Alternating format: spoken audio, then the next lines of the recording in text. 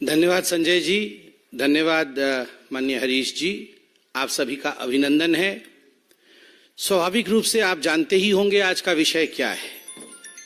विषय गंभीर भी है और विषय दिल्ली के अरविंद केजरीवाल जी और उनके द्वारा किया गया भ्रष्टाचार का है।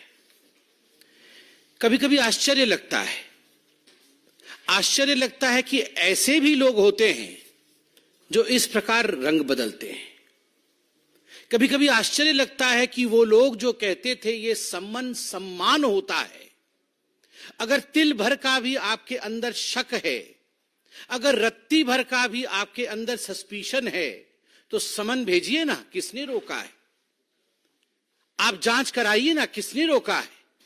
दूध का दूध पानी कराइए ना।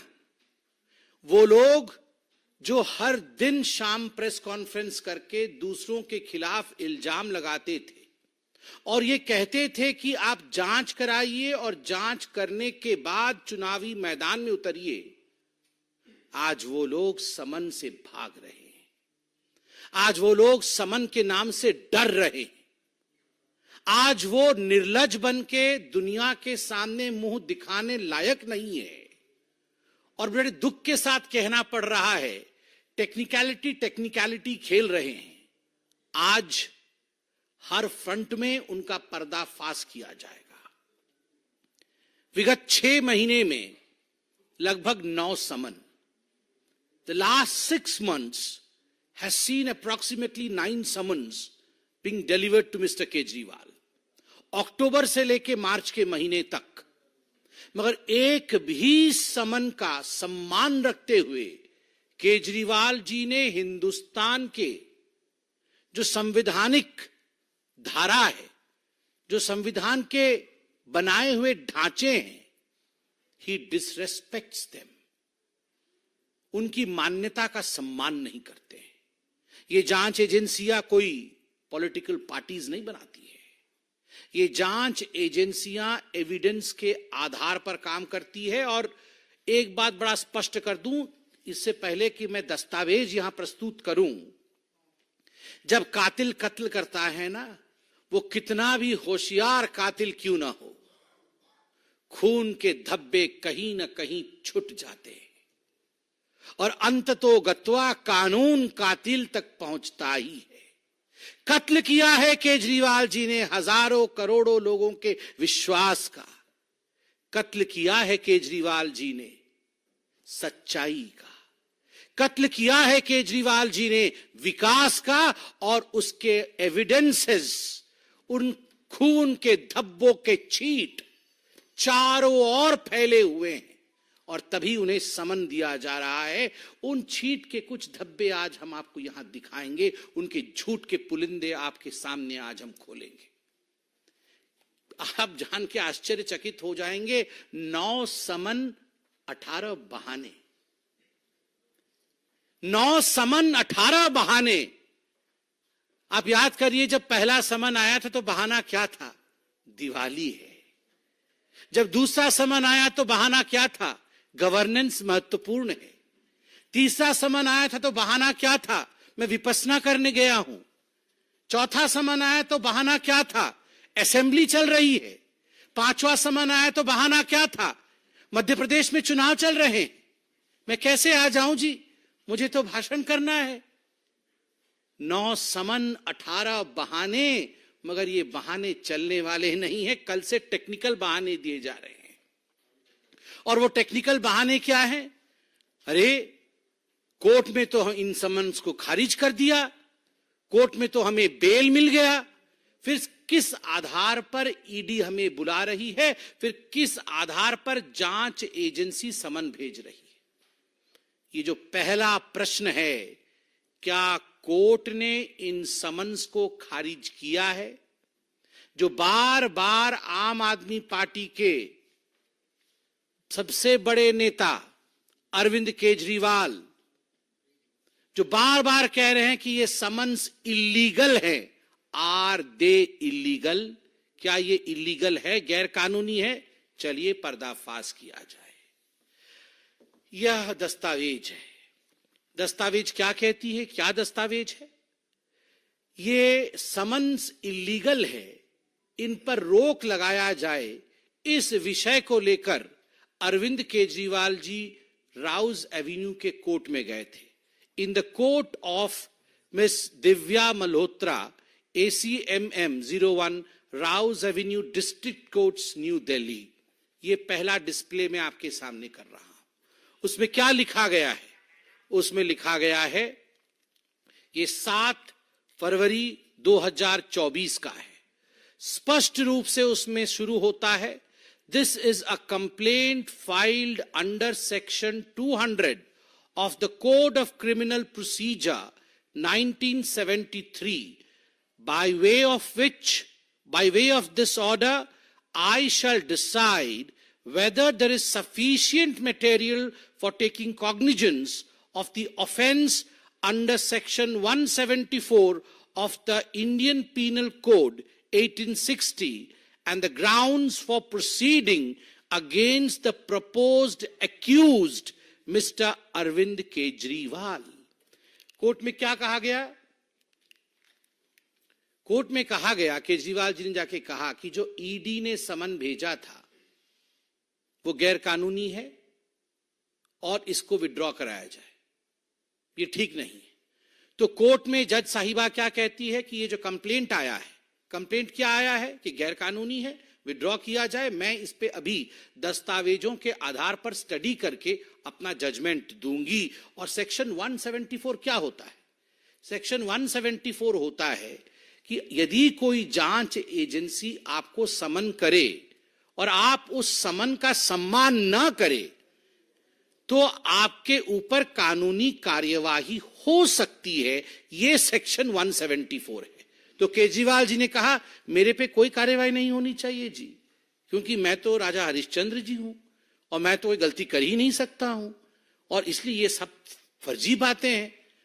मगर यहां एक्यूज्ड के नाम से जज साहिबा ने उन्हें संबोधित किया और कंक्लूजन में जब जजमेंट दिया, मैं वो पन्ना आपको दिखा रहा हूं और पढ़ के सुना रहा हूं. क्या कहा गया कंक्लूजन में? 13 नंबर पैराग्राफ में, to sum up from the contents of the complaint and the material placed on record, prima facie offense under section 174 of the IPC 1860 is made out, and there are sufficient grounds for proceeding under section 204 of the Code of Criminal Procedure 1973 against accused Mr. Arvind Kejriwal. बड़े स्पष्ट रूप से कहा गया कि वो accused mister Arvind Kejriwal जो हैं, प्राइमा फेसी अक्यूज्ड हैं. जो भी तथ्य कोर्ट के सामने रखा गया, जो भी दस्तावेज मेरे सामने रखा गया, जज साहिबा कह रही हैं, मैंने गहन अध्ययन किया. गहन अध्ययन करने के पश्चात प्रथम दृष्टया इसमें कोई शक नहीं है कि जब आपको समन दिया जाए तो आपको समन का सम्मान करते हुए जांच एजेंसी के सामने एक्यूज्ड, आज से मैं अरविंद केजरीवाल जी को एक्यूज्ड बोलूंगा. एके मतलब एक्यूज्ड अरविंद केजरीवाल. ये एक और उपाधि उनको मिली है, AAK, एक्यूज्ड अरविंद केजरीवाल. ये एक्यूज्ड अरविंद केजरीवाल जी हैं और उनको आके उनकी सफाई देनी पड़ेगी. आगे जज साहिबा क्या कहती है ये भी आप सुन लीजिए. Accordingly, issue summons to accused Mr. Arvind Kejriwal for the offence under section 174 of the Indian Penal Code 1860 for 17/2/2024, announced in the open court today on 7th day of February 2024. इसलिए आप और समन्स इशू करिए. Court ने कहा समन issue करिए. Court ने कहा आप प्राइमा फेसी एक्यूज्ड है. कोर्ट ने कहा कि आपको अपीयर होना पड़ेगा. आप कैसे कह रहे हैं कि ये जो समन्स थे वो इलीगल थे? तो मी लॉर्ड, सर जी, क्योंकि सर जी जो सोचते हैं कि वही लॉर्डशिप है, तो हम तो छोटे हैं, हम तो आम आदमी हैं. अरविंद केजरीवाल जी को लगता है वही सर्वे सर्वा है. तो मैं उनको ही कह रहा हूं, मी लॉर्ड अरविंद केजरीवाल जी, आपका जो सबमिशन था that has fallen flat. Your submission that these summons were illegal has fallen flat. वो illegal नहीं थे. मिलॉर्ड, आज आम आदमी भी समझ सकता है कि वो लीगल थे, क्योंकि हिंदुस्तान की कोर्ट ने ऐसा कहा. तो अरविंद केजरीवाल ने कहा, अरे ये क्या हो गया, कोर्ट ने तो मेरी पोल खोल दी. तो तुरंत भागे. कहां गए? फिर कोर्ट चले गए कि रिव्यू करिए. मैं तो बहुत बड़ा सत्यवादी पुरुष हूं, मेरे से बड़ा तो सत्यवादी कोई है नहीं, मैं तो भ्रष्टाचार कर ही नहीं सकता, इसलिए आप इसको रिव्यू कर दीजिए, ये जजमेंट ठीक नहीं. तो कहां गए? फिर से कोर्ट में गए और कोर्ट में जाके उन्होंने केस फाइल किया. Revision petition against the order dated 7/3/2024, जो ऑर्डर मैंने पढ़ा, is stated to have been filed by the accused.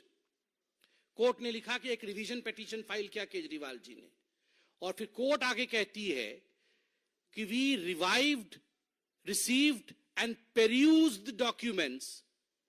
There is no stay on the proceedings. सबसे महत्वपूर्ण बात जो कोर्ट कहती है, no stay on the proceedings. आपने रिवीजन के लिए फाइल किया केस कि नहीं, ये जो है अक्यूज्ड है, प्राइमा फेसी अक्यूज्ड है, इसको रिवाइज कर दिया जाए, सेक्शन 174 के तहत रोक लगा दिया जाए. मगर कोर्ट ने कहा no stay on the proceedings. कोई स्टे नहीं है जी. आप अपने आप को सेल्फ सेटिस्फाई कर सकते हो, सेल्फ अटेस्ट कर सकते हो कि मैं सबसे बड़ा सत्यवादी व्यक्ति हूं, किंतु आपको स्टे नहीं मिलता है, आपको आगे जाना पड़ेगा. आगे कोर्ट क्या कहती है? कोर्ट कहती है offence under the section 174 IPC being bailable, accused is admitted to bail upon furnishing of personal bond in the sum of rupees 15,000 with one surety of the like amount. Court कहती है कि आपके stay को हम proceed नहीं, उसको रोक नहीं सकते, कोई स्टे नहीं होगा उसके ऊपर. मगर हां, जो समन आपको सरकार दे रही है, एजेंसी दे रही है, आप संविधान रूप से उसमें जाना चाहिए, नहीं जा रहे हैं, उसमें संवैधानिक प्राविधान के अनुसार गिरफ्तारी भी हो सकती है, किंतु हम उसमें, वो बेलेबल है, हम उसमें आपको बेल देते हैं. तो 15,000 के मुचलके पे बाहर है अरविंद केजरीवाल, और उस पे ऐसी मूछे ताव मार रहे हैं जैसे पता नहीं क्या कर दिया.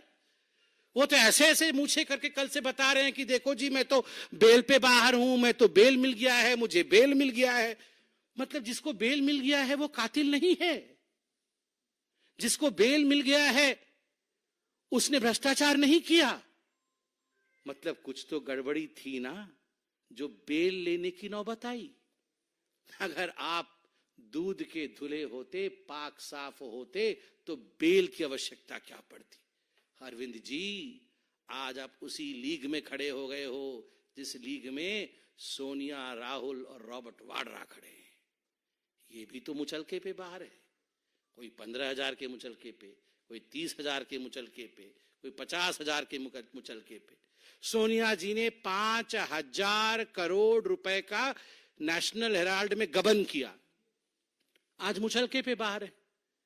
चिदंबरम जी आज मुचलके पे बाहर है. तो बेल पे बाहर होना कोई मेरिट नहीं है, ये डीमेरिट है.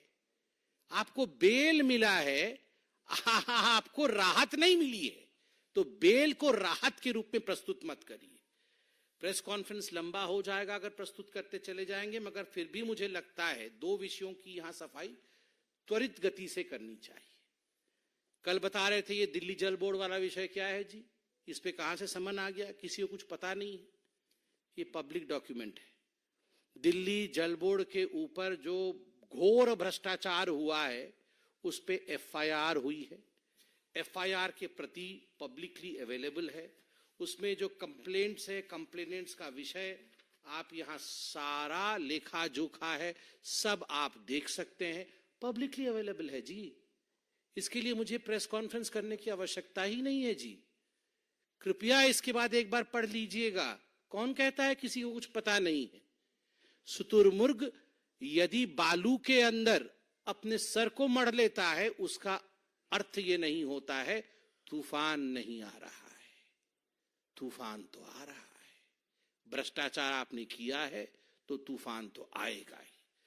दूसरा, के कविता का विषय है। के कविता मैडम अरेस्ट हुई। अरेस्ट होने के पश्चात उनको इंट्रोगेशन के लिए भेजा गया है। क्या स्टेटमेंट ईडी ने दिया है, मैं वो 4-5 लाइन पढ़ देता हूं अरविंद केजरीवाल जी के संज्ञान के लिए।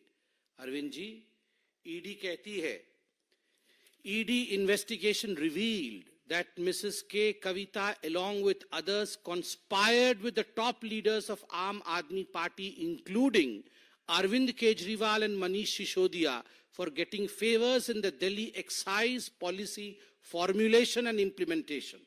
In exchange of these favors, she was involved in paying rupees 100 crore to the leaders of Aam Aadmi Party.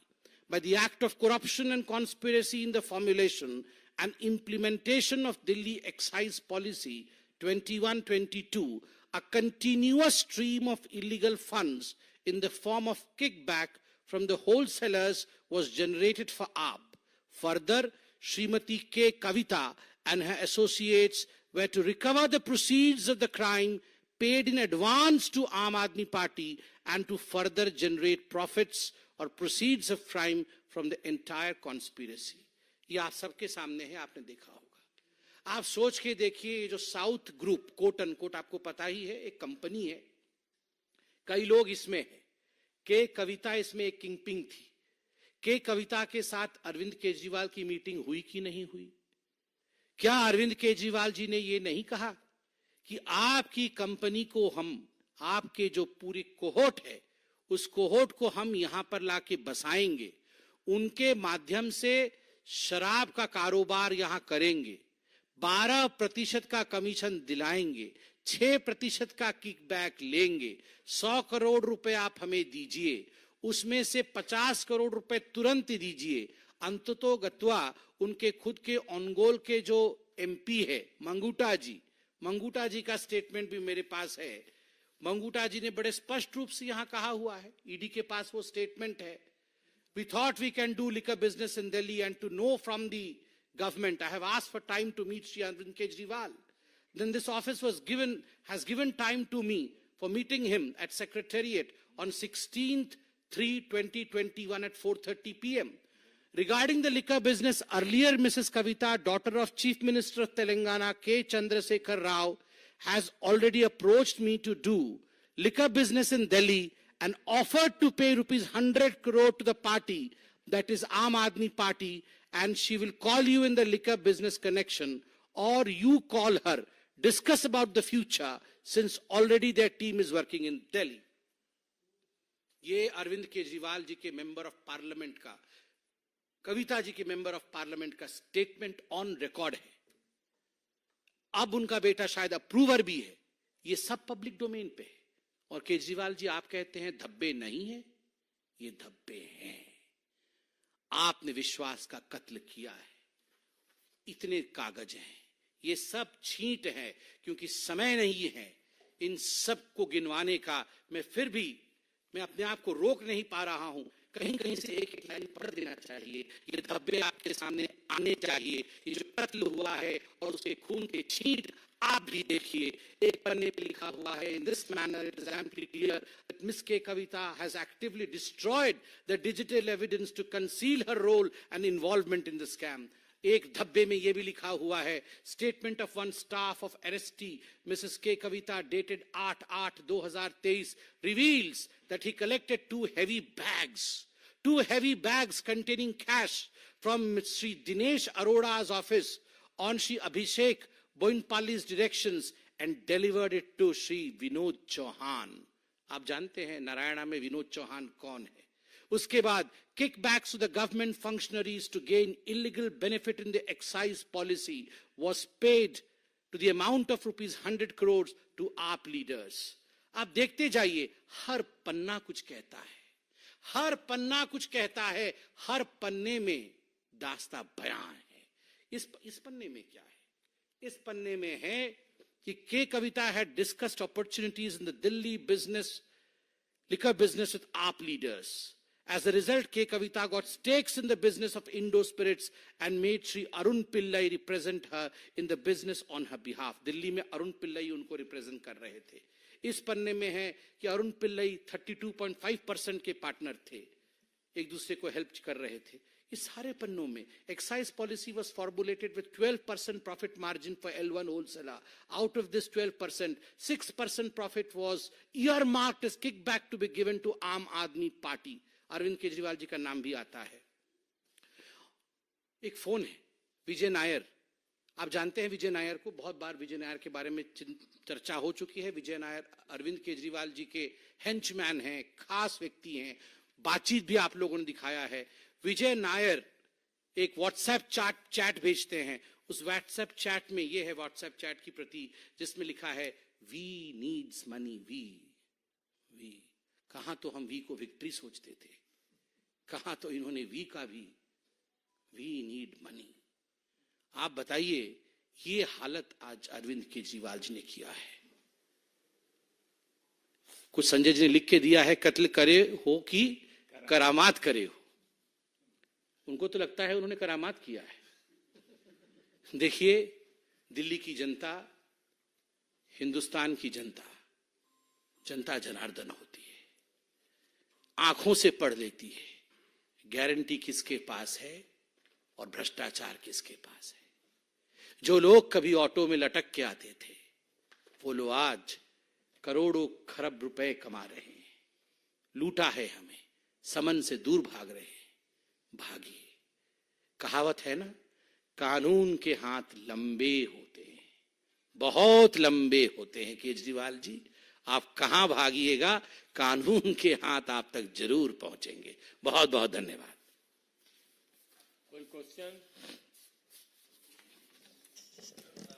Shailendra DD.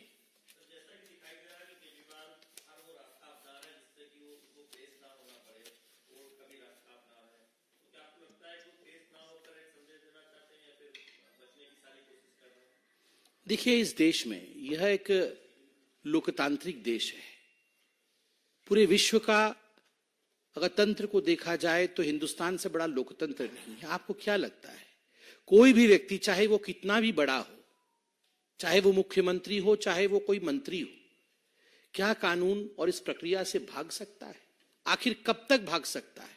और पोस्चरिंग, जिसको अंग्रेजी में पोस्चरिंग कहते हैं, आप पोस्चरिंग भी कब तक कर सकते हैं? जब दस्तावेज होते हैं, सबूत होते हैं, कहानी चीख चीख के अपने आप को बयां कर रही है, वैसे में कोई भाग नहीं सकता, कोई बच नहीं सकता. अंत तो गत्वा सत्य पकड़ ही लेती है. Aishwarya Paliwal, India today.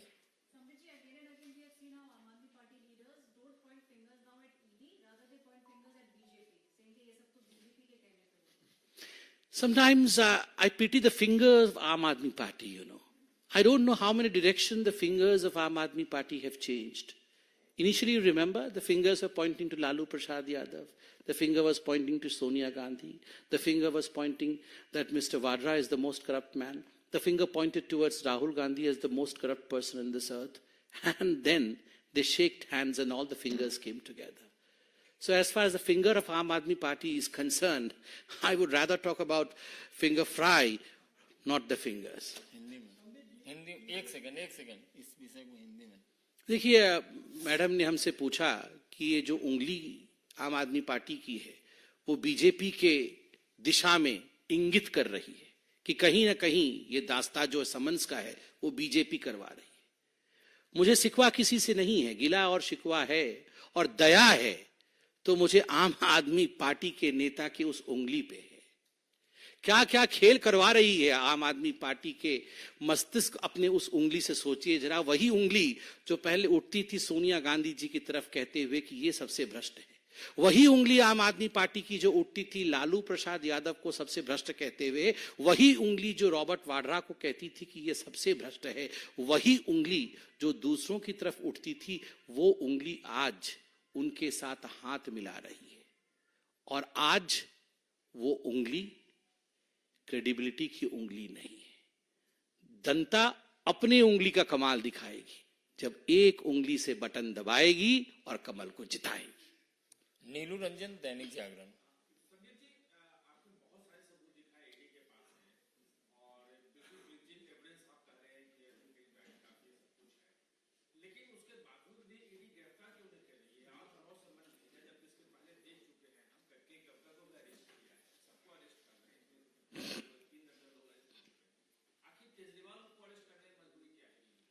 देखिए, मैंने प्रेस कॉन्फ्रेंस किया। मैंने प्रेस कॉन्फ्रेंस करके जो तथ्य पब्लिक डोमेन में है, जो आप लोगों ने भी अध्ययन किया होगा, उसको एक सूत्र में पिरो करके लॉजिकल रूप से आपके समक्ष रखा, जो कि एक प्रवक्ता का कर्तव्य है, धर्म है। कौन किसको कब अरेस्ट करता है, जांच एजेंसी का काम करने का तरीका कैसा है, कोई अरेस्ट होता है नहीं होता है, यह प्रवक्ता का या राजनीतिक पार्टी का काम नहीं है। यह देश लोकतांत्रिक देश है। लोकतांत्रिक तरीके से एजेंसियां काम करती है, कोर्ट काम करती है। इस पर टिप्पणी करना भी उचित नहीं होगा। मोहित भट्ट, टाइम्स नाउ।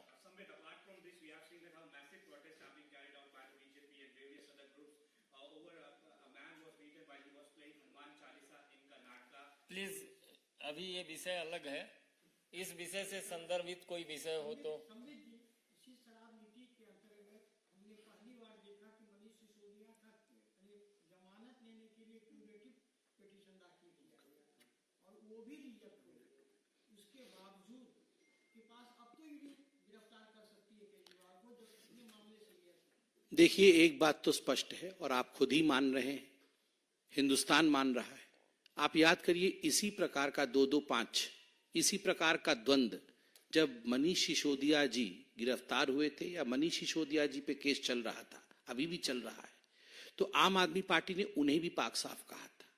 उससे पहले सत्येंद्र जैन के ऊपर भी इसी प्रकार की कहानी चल रही थी कि वो तो बिल्कुल सच्चे व्यक्ति हैं जी, हमने उनको गलत तरीके से जांच एजेंसियों का इस्तेमाल कराते हुए गिरफ्तार कराया।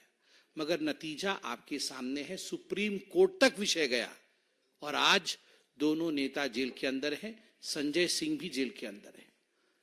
यह दिखाता है स्पष्ट रूप से कि आम आदमी पार्टी के पास तथ्य नहीं होता। जहां तक गिरफ्तारी इत्यादि का विषय है, इस पर किसी पॉलिटिकल पार्टी के प्रवक्ता का टिप्पणी करना उचित नहीं है और यह हमारे परिसीमन से बाहर है। किस प्रकार से ईडी काम करती है, किस समय वो समन भेजती है, कौन गिरफ्तार होता है, कौन नहीं होता है, यह परिसीमन हमारा नहीं है, यह उनकी परिधि है। That lies within the boundary of the agencies which are investigating.